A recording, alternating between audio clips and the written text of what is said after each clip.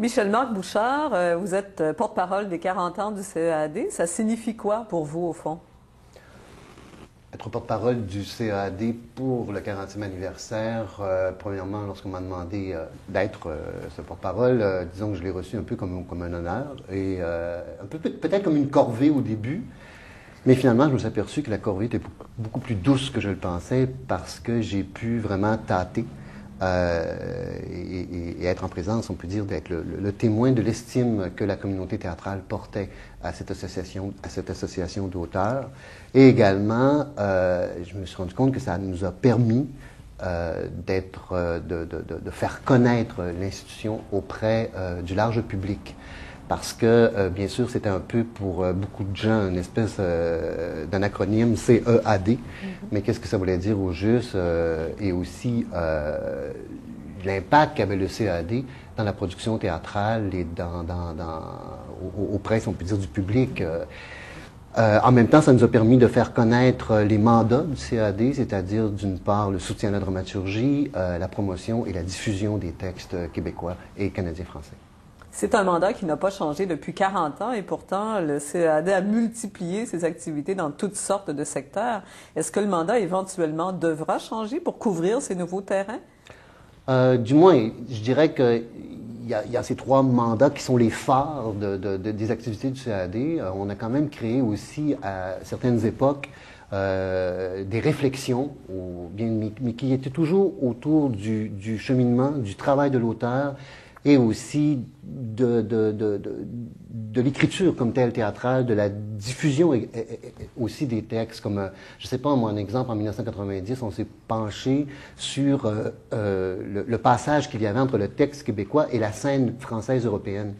Parce que scène française, j'aurais pu en parler ailleurs, mais particulièrement en France. Et on a fait une espèce de laboratoire traduction de textes québécois vers des traductions qui étaient, elles, en français européen. Alors, à différentes époques, on s'est penché sur des questions d'ordre éthique. Oui. Justement, vos pièces à vous ont été traduites en plusieurs langues. Vous avez voyagé avec elles. Est-ce que vous avez vu l'équivalent du CEAD ailleurs, en France, au Japon, en Italie? Est-ce qu'il y a des modèles comparables ailleurs? J'ai vu des parties du CEAD, mais j'ai pas vu l'entité du CEAD.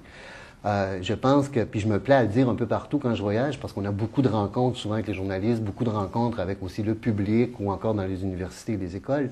Je me plais à dire que c'est un organisme qui est unique au monde parce que, premièrement, il a été créé par des auteurs. Deuxièmement, il est toujours géré par des auteurs. Et troisièmement, c'est que il est là uniquement pour l'intérêt du texte et de l'émergence du nouveau texte. Alors qu'on retrouve des associations, je pense, je sais pas moi, à Théâtre Ouvert, à Théâtral, à Playwrights Workshop, tout ça, qui sont, ou le New Dramatist à New York, encore, il y en a plein, qui sont en partie des CEAD, soit qui prennent une partie du mandat, souvent reliés soit à des maisons d'édition, soit à des théâtres aussi, parce que si on pense en Allemagne, il y a dans les grandes institutions théâtrales du soutien à la dramaturgie comme telle, développement de nouveaux textes, mais quand même qui est relié à une maison, à une maison théâtre de production ou à une maison d'édition. Mais comme tel, le CEAD, c'est unique au monde. Est-ce que pour vous, les priorités en 2006 sont les mêmes qu'en 65, c'est-à-dire faire émerger les auteurs québécois dans l'espace public? Je dirais pas de priorité, mais je pense qu'il y a des défis. Entre autres, toute la question de la région. Je veux dire, la question de le Québec, ce n'est pas que Montréal. Alors que le CEAD, la majorité de ses activités sont à Montréal. Et la question se pose présentement. D'autre part aussi, d'autres défis, c'est comment faire cohabiter les différentes maintenant générations d'auteurs, parce que là, on se retrouve avec, je dirais, un spectre qui est quand même assez large, et à savoir, oui, il y a beaucoup de soutien à la dramaturgie émergence, mais comment répondre aussi aux attentes, ou encore comment créer un carrefour avec la génération des auteurs un peu plus aguerris. Même aussi nos vieux auteurs, disons-le. Alors, comment faire cohabiter tout ça? Je dirais que c'est dans les grands défis qu'il y a présentement. Parce que tout ce qui concerne la question corporative ou syndicale, la question du droit d'auteur, est véritablement maintenant assumé par l'association sœur qui est la CAD, l'Association des Québécoises des auteurs dramatiques. 235 membres maintenant au CEAD. Est-ce que les besoins des jeunes auteurs sont à ce point différents des besoins des auteurs plus établis comme vous? Je sais pas, moi je me pose la question. Je suis revenu sur le conseil d'administration avec cette question-là, en me disant d'une part, oui, nous avons une structure qui aide, comme je disais tout à l'heure, à l'écriture émergente. Puis quand on dit les jeunes auteurs, je parle pas nécessairement d'âge. On peut écrire un texte à 55 ans, c'est son premier texte, et on va être considéré comme un jeune auteur dans cette profession-là. Par contre, lorsqu'il y a des auteurs, je sais pas, je vais en nommer, je pense, je sais pas moi, à Garneau, à Jovette Marcheseau, et bien d'autres, comment faire en sorte qu'il y ait une véritable synergie qui fonctionne entre ce qu'ils ont à nous apporter et ont-ils besoin encore de cette association dont ils sont toujours membres? Alors comment? Quelle stratégie on développe dans ce temps-là? Quelle stratégie on développe? Je pense que bien sûr la première stratégie, c'est le dialogue. De ce sens-là, je crois qu'on a un peu plus à se parler entre nous. Et je ne veux pas dire par rapport, il n'y a pas de froid, il n'y a pas rien de ça, mais je pense égoïstement que nous avons à apprendre d'une génération, du métissage des générations. Oui. Vous êtes revenu donc plus récemment au conseil d'administration du CEAD. Vous en avez été président en 93 et quand vous en parlez, vous dites souvent c'est un monstre à deux têtes en fait le CEAD. Pourquoi? Parce que, oui, c'est un monstre à deux têtes, cette association-là, parce qu'il y a d'une part, c'est une association qui doit faire des choix artistiques, et en même temps, c'est une association avec un membership. Alors, il y a comme une notion démocratique, mais aussi une notion de choix artistique qui s'impose par le fait même, parce que on est quand même aussi, on se pose des questions esthétiques, on se pose des questions d'excellence également. Sauf que comment on fait cohabiter ça? Parce qu'il y a des jurys, on se dit toujours, bon, est-ce que c'est toujours les mêmes auteurs qui sont sélectionnés? Parce que beaucoup de jurys, on pense à la semaine de la dramaturgie, on pense entre autres au séminaire de traduction, on pense aux lectures publiques, à l'étranger. Finalement, il y a beaucoup de choix qui sont faits. Et comment on peut répondre à une collectivité d'auteurs, et certains se sentent là-dedans peut-être parfois abandonnés. Alors c'est comment on peut faire cohabiter ça. Et ça, ce sera toujours la grande friction qu'il y aura au CAD, mais je pense que c'est ce qui lui permet aussi d'avancer. On dirait que je parle comme un politicien, mais c'est pas grave. C'est une tension créatrice, alors? Jusqu'à un certain point? Je dirais qu'en ça a provoqué des conflits quand même dans le passé. 1993, ça n'a pas nécessairement été, disons, durant mon mandat, je ne dirais pas que c'était une grande année de création pour moi. Elle était un petit peu lourde à supporter parce que c'était vraiment table rase. Alors, on avait même commandé une enquête auprès des membres sur leur satisfaction, leur insatisfaction, et devait découler de ça des recommandations. Ce qui veut dire que, quand je parlais tantôt du monstre à deux têtes, il y a aussi, on n'est pas là pour également infantiliser les gens à la permanence, et la permanence n'est pas là non plus pour infantiliser les membres. C'est-à-dire qu'il faut que la permanence, les gens qui y travaillent, aient, si possible, le pouvoir de faire des choix artistiques. Sauf qu'à une époque, il y avait vraiment un débalancement, je dirais. Et c'était louable dans le sens où, louable auprès de la permanence, dans le sens qu'ils allaient dans une direction d'excellence. Sauf que justement, il y avait tout un membership qui sont... Écoutez, les auteurs, c'est pas corporatif. Chaque auteur a un univers en soi, un monde en soi, une langue. Alors, c'est très difficile de faire des choix à travers ça parce que c'est vraiment 230 individus, artistes et univers en tant que tel. Est-ce que vous vous rappelez très clairement de votre premier contact à vous avec le CEAD? Comme auteur, jeune auteur? Oui, c'était, on m'avait suggéré de déposer un de mes textes qui était La contre-nature de Chrysippe Tanguay, qui avait entre autres été monté, dirigé par Yves Desgagnés à l'atelier du Centre national des arts et un an plus tard par André Brassard au Théâtre d'aujourd'hui. Et je ne me rappelle plus qui m'avait dit dépose-le, puis on verra, peut-être tu vas devenir membre et tout ça. Et déjà, j'avais eu comme une espèce d'échec avec ce texte-là parce que je l'avais déposé.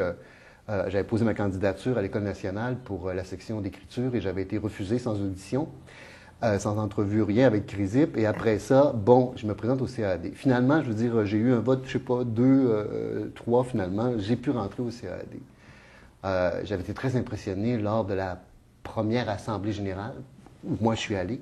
Il y a peut-être, je sais pas maintenant, 25 ans, même plus que ça peut-être. et de voir qu'il y avait d'autres auteurs qui existaient, qui voulaient faire ce métier-là, qui en parlaient, c'était vraiment, je sais pas, j'ai senti qu'à quelque part, il y avait, oui, ça pouvait être un métier. Ouais. Est-ce que c'était une façon aussi de pénétrer dans le milieu du théâtre pour le gars d'Alma, du Lac-Saint-Jean, en fait, qui avait travaillé en Ontario surtout? Est-ce que c'était aussi cette introduction au milieu du théâtre montréalais? C'était une introduction au milieu du théâtre. Je dirais que ça faisait partie d'un... Je ne l'ai pas vu nécessairement d'une façon carriériste, absolument pas. C'était plutôt d'avoir une réflexion sur ce que j'écrivais. Je ne le voyais pas, même la notion de diffusion n'était pas claire pour moi à ce moment-là. C'était vraiment d'être lu par mes pairs, d'être lu par des gens de C'est théâtre. ça, je pose la question parce que vous parliez un peu de cette constatation. Il y avait d'autres auteurs à qui tout à coup vous pouviez parler. Est-ce qu'il y a un isolement du jeune auteur qui arrive d'ailleurs et qui tout à coup peut trouver une famille, une communauté d'intérêt dans un lieu comme celui-ci? Bien, il est évident que lorsqu'on parle d'environ maintenant, peut-être à l'époque on était, je ne sais pas moi, une centaine de membres ou plus, répartis sur 7 millions d'habitants, bien, on se sent un petit peu tout seul. Et de se regrouper, de parler de la même chose, de voir aussi comme de quoi ce n'était pas, le texte n'était pas uniquement une partie de la représentation, mais était la base de la représentation. Et les auteurs en parlaient d'une façon, je dirais, à la limite sacrée, comme un objet important, précieux, ultime. Et ça, je veux dire, c'était sans nécessairement se flatter l'ego, du moins, en tout cas, ça donnait simplement confiance. Comme une confirmation Une aussi confirmation, qu'on pouvait vivre et comme ça auteur revient, de théâtre. Et cette confirmation-là revient même au sens même de pourquoi on a créé le CEAD. Les 6 auteurs qui sont ramassés à un moment donné dans ce festival anglophone-là, le Dominion Festival of Theatre, quelque chose comme ça, ça ressemblait à ça, ce qu'ils ont dit, c'est qu'ils se sont reconnus à ce moment-là. C'est un festival anglophone, 6 auteurs francophones ont été sélectionnés et ils se connaissaient pas, ils se sont reconnus à ce moment-là. D'où cette idée-là de reconnaissance de l'association. Et c'est ce que j'ai vécu, moi, la première fois où je suis allé au CEAD. Et par la suite, quelle importance a eu le CEAD pour votre création à vous? Parce que plusieurs des pièces ont été lues en lecture publique ici, des traductions également à cause des activités du CEAD. Est-ce que vous avez déjà mesuré un peu l'impact sur votre parcours d'auteur du CEAD? Le CEAD a été important pour de plusieurs façons. D'une part, la lecture publique, disons disons que le premier outil dont j'ai bénéficié du CAD, c'était la lecture publique. Je trouvais que, et en passant, j'ai dirigé toutes mes lectures. C'est pas de metteurs en scène c'est pas des metteurs en scène qui ont dirigé mes lectures, c'est moi-même. Parce que c'était une façon, si on peut dire, de mettre une distance entre l'œuvre et l'auteur. C'est ça qui est merveilleux dans la semaine de dramaturgie, en tout cas du moins de mon point de vue. C'est que c'est la première fois qu'il y a une véritable distance, il y a un public. Et finalement, on voit l'œuvre. Et on dit, on l'abandonne pour une première fois. Après ça, moi j'ai la méchante manie de retravailler, de réécrire. Mais disons qu'au tout départ, ça a été vraiment cet outil-là, la lecture publique. Ensuite est arrivée toute la question de la diffusion. Déjà que le texte soit déposé au centre de documentation, ça veut dire, même s'il n'est pas au début, les textes ne sont pas nécessairement publiés. Alors, ce qui fait qu'il soit là, c'est comme il existe, il a une forme de diffusion.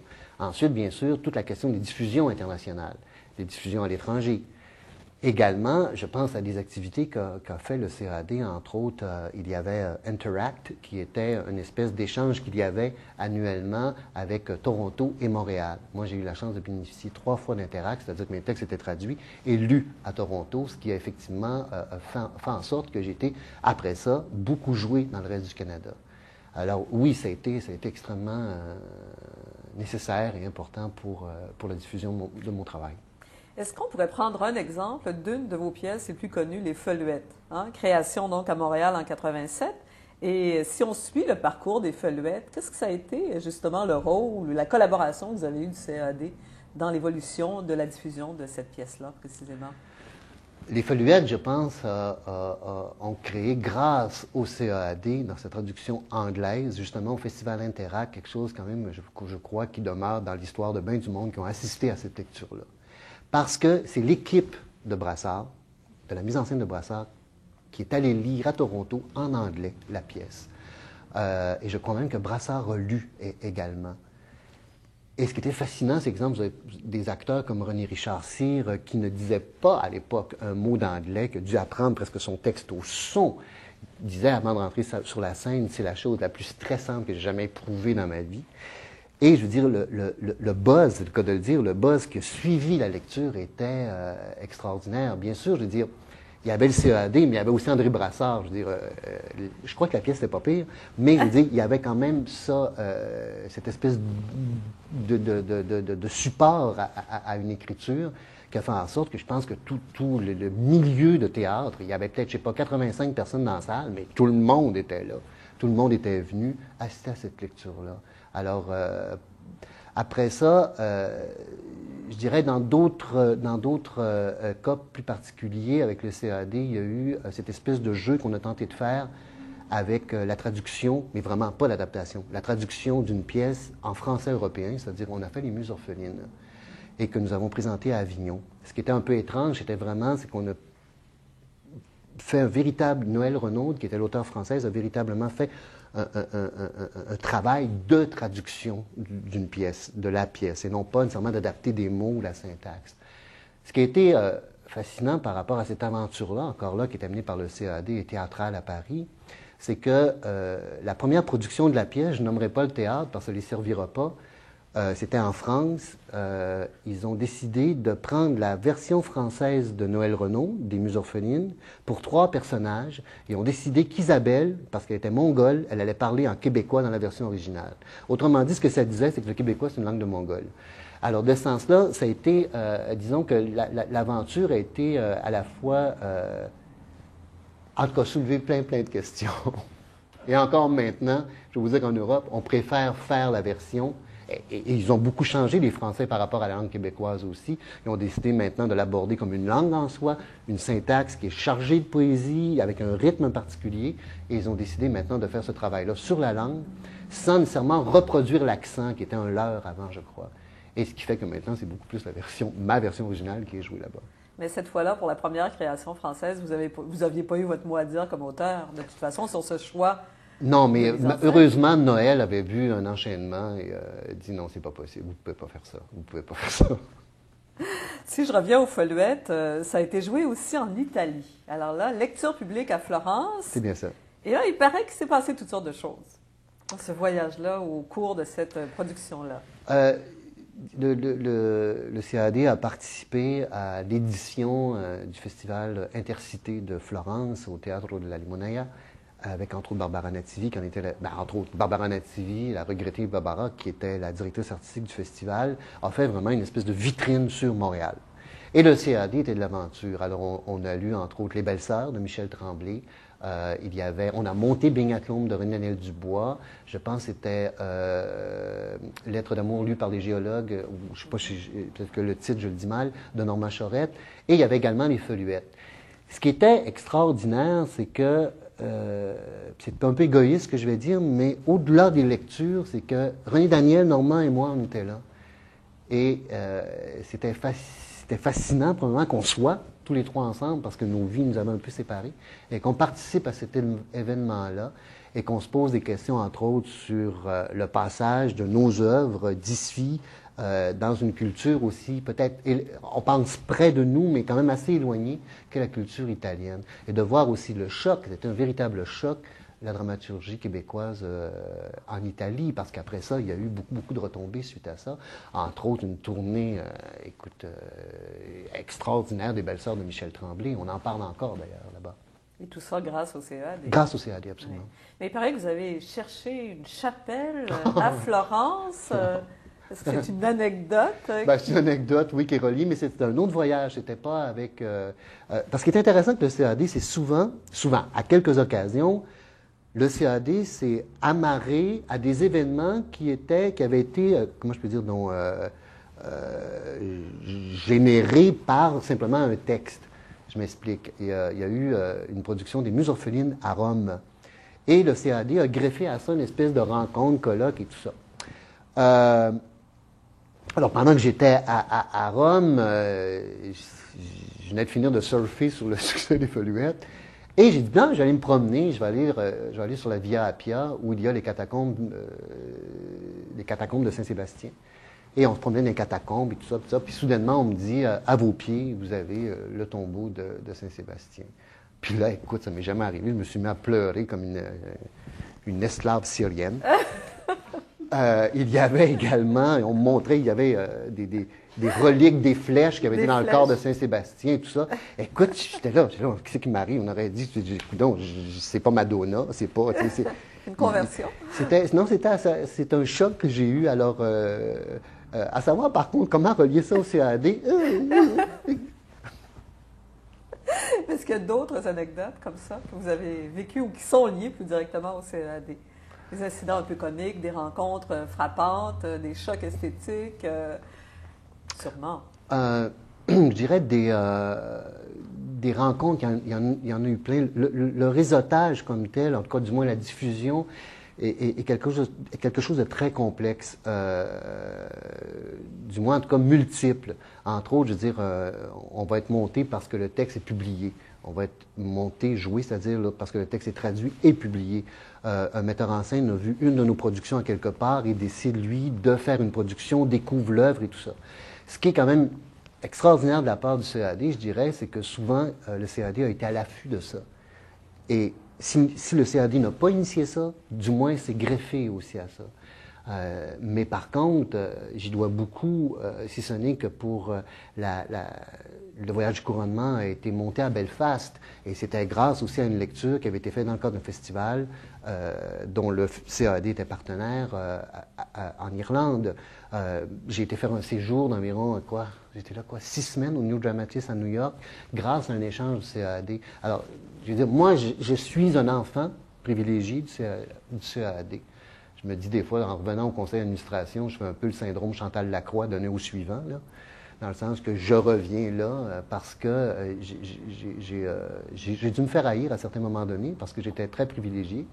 J'ai été souvent des aventures de traduction.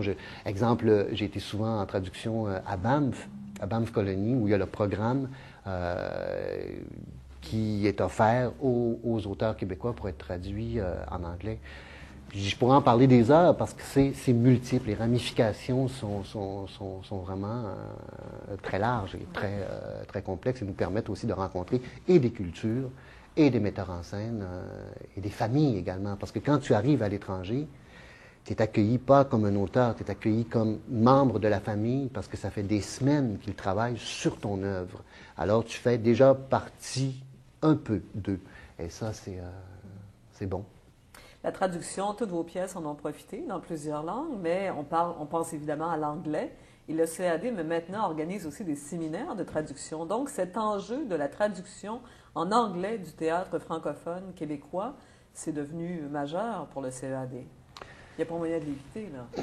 Bien, dans un de nos principaux mandats, c'est la diffusion. Et il passe, bien sûr, en langue française, ça va de soi, mais il doit passer par la traduction et en langue anglaise. Et moi, je revendique les traductions et en espagnol, même, je veux dire, en japonais, même en allemand.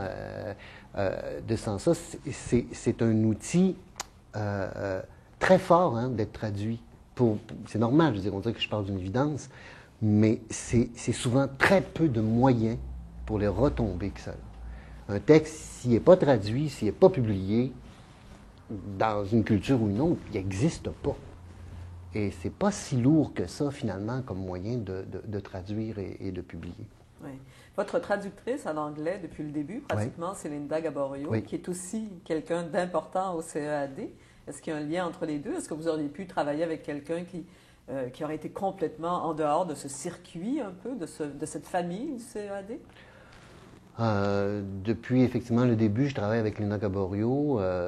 Linda traduit mes pièces et je ne l'ai pas connue au départ comme étant nécessairement une employée du CAD, mais véritablement comme une traductrice. Je me rappellerai toujours du soir, la première fois où je l'ai rencontrée, c'était lorsqu'on a fait une lecture des Foluettes au Théâtre d'aujourd'hui. Il y avait cette dame-là, très belle, très lumineuse, avec un accent charmant, qui m'a approché et elle m'a simplement dit, je veux traduire cette pièce. Alors ça a été notre point de départ. Et pourquoi cette collaboration-là depuis tant d'années? C'est probablement parce que c'est la meilleure. Alors, dernier souvenir peut-être lié au CEAD, si vous avez à revenir sur ces 25 ans à peu près de collaboration, est-ce qu'il y a un événement qui se démarque un petit peu, en plus de tout ce que vous avez mentionné depuis tout à l'heure? Oui, j'ai peut-être un souvenir, moi, qui m'avait beaucoup impressionné de la force et du respect de cette institution-là. C'était lorsqu'il y a eu la création du Fonds Gracien-Gélina et qu'il y a eu une soirée gala qui a eu lieu, je crois, au Théâtre Denis-Pelletier. Et ce soir-là, dans la salle, je faisais partie du spectacle, mais comme la relève, il y avait Gracien-Gélina, il y avait Michel Tremblay, il y avait Marcel Dubé, il y avait Marie Laberge, il y avait, je pense, si je ne me trompe pas, je ne sais pas si Michel Garneau était là, il y avait également Normand Chorette, je pense, René Daniel, moi-même et Jean-François Caron. Peut-être que c'était quand même assez génial de s'apercevoir que le panthéon, si on peut dire, en tout cas, du moins, je parle surtout pour les auteurs plus âgés, le panthéon du théâtre, la dramaturgie était là et c'est unique dans une culture. Ce soir-là, je nous ai sentis quand même assez grands. Quelque chose comme un grand peuple de dramaturges, pour reprendre l'image de l'autre. Oui. Merci, Michel Marc.